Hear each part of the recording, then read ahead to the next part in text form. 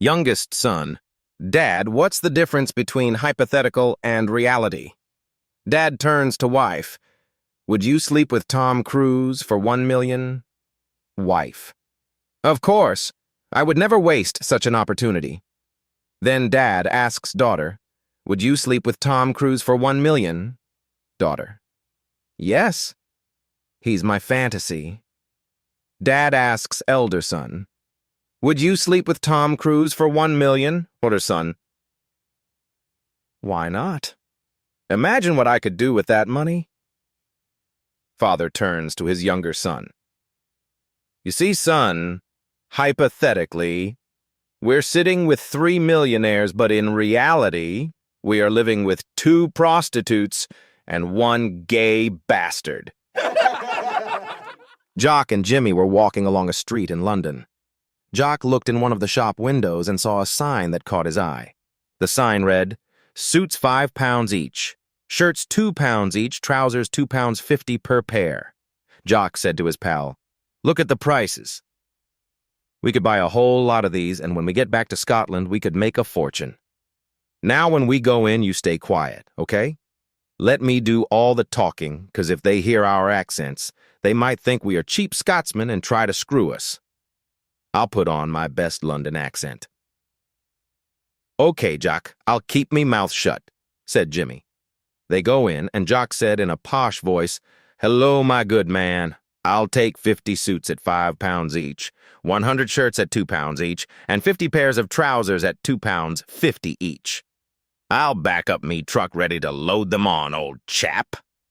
The owner of the shop said quietly, you're from Scotland, aren't you? Well, yes, said a surprised Jock. What gave it away? The owner replied, this is a dry cleaner's. A lawyer sold his well to an old farmer. 2 days later, the lawyer showed up and said, sir, I only sold you the well, not the water inside. If you want to use the water, you'll have to pay extra. The old man smiled and replied, funny you came. I was just about to tell you, please take your water out of my well, otherwise rent starts tomorrow. A watermelon farmer was tired of kids sneaking into his field at night to eat his melons. So he put up a big sign that said, warning, one of these watermelons has been injected with poison. The kids saw it and ran off, leaving the farmer grinning. But a week later, he came back to check the field and found another sign right next to his. Now there are 2. A man was riding on a train when the woman sitting across from him said, every time you smile, I feel like inviting you over to my place. Surprised, he asked, wow, are you single? She laughed and replied, no, I'm a dentist. A man was sprawled across 3 entire seats in the posh theater. When the usher came by and noticed this, he whispered to the man, sorry, sir, but you're only allowed 1 seat. The man groaned but didn't budge. The usher became impatient. Sir, if you don't get up from there, I'm going to have to call the manager. Again, the man just groaned, which infuriated the usher. He turned and marched briskly back up the aisle in search of his manager. A few moments later, both the usher and the manager returned and stood over the man. Together, the 2 of them tried repeatedly to move him, but with no success. Finally, they summoned the police. The police officer surveyed the situation briefly, then asked, all right, buddy, what's your name? Sam, the man moaned. Where are you from, Sam? With pain in his voice, Sam replied, the balcony. One day in math class, Johnny's teacher wanted to test his basic arithmetic skills. Johnny, the teacher said, let's say I gave you 20 eggs. Johnny interrupted, but you didn't give me any eggs. The teacher, getting a little frustrated, replied, just pretend I gave them to you. What do you lose by imagining? Johnny nodded. Okay, fine. The teacher continued. Now, if you gave me back 5 eggs, how many would you have left? Without hesitation, Johnny grinned and said, 100 eggs. The teacher, now angry and confused, asked, How on earth do you have 100 eggs? With a cheeky smile, Johnny replied, You just imagined giving me 20 eggs, right? So why can't I imagine having 100 eggs? What do you lose by imagining? A busload of senior citizens were traveling to a casino. Halfway into the trip, a little old lady walked up to the front of the bus and told the driver they had a pervert on the bus. The driver told her he would check it out at the casino, so she went back to her seat and sat down. 5 minutes later, a second little old lady walked to the front of the bus and told the driver they had a pervert on the bus. Since this was the second complaint in 5 minutes, he thought he had better check it out. He pulled the bus to the side of the road and walked to the back of the bus. There he found a little bald-headed old man crawling around on his hands and knees. The driver asked, "What are you doing down there?" The bald-headed man looked up and said, "I lost my toupee and I'm trying to find it. I thought I had it twice, but mine is parted on the side." A woman was telling her friend about her husband. "It was I who made my husband a millionaire." "And what was he before you married him?" asked the friend. The woman replied, "A multimillionaire."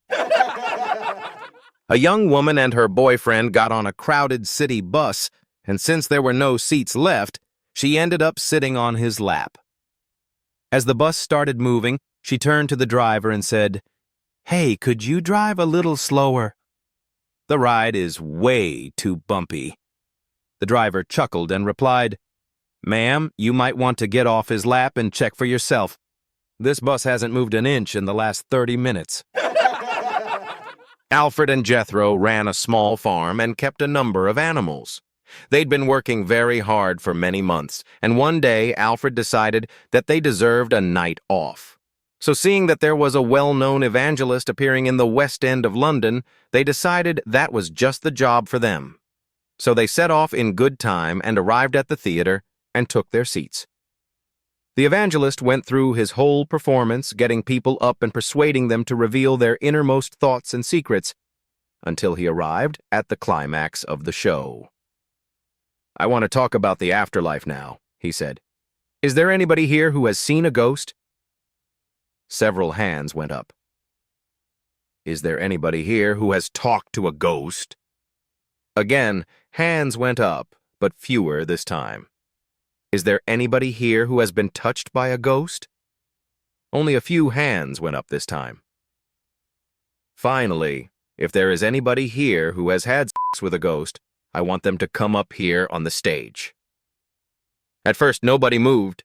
Then suddenly Jethro stood up and started walking towards the stage. Astonished, Alfred shouted out, "Jethro! When did you have sex with a ghost?" "Oh, ghost," replied Jethro. "I thought he said goat."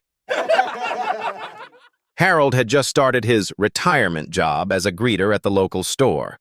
Friendly, polite, and sharp as a tack, customers loved him. There was just one problem. Harold was never on time. Some days he strolled in 5 minutes late, others 15.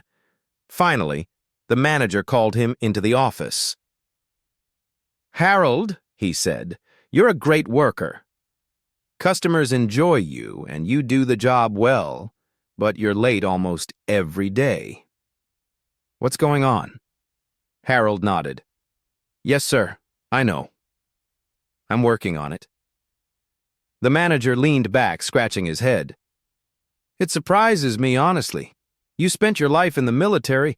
What did they say back then if you showed up late all the time?" Harold grinned, eyes twinkling. "Well," he said, "usually they just salute and say, 'Good morning, Colonel. Your coffee's waiting on your desk.'" A man hurriedly rushes his limp dog to the vet. After examining the dog, the vet sadly declares it dead. The man, still frantic, demands a second opinion. The vet heads to the back room and returns with a cat.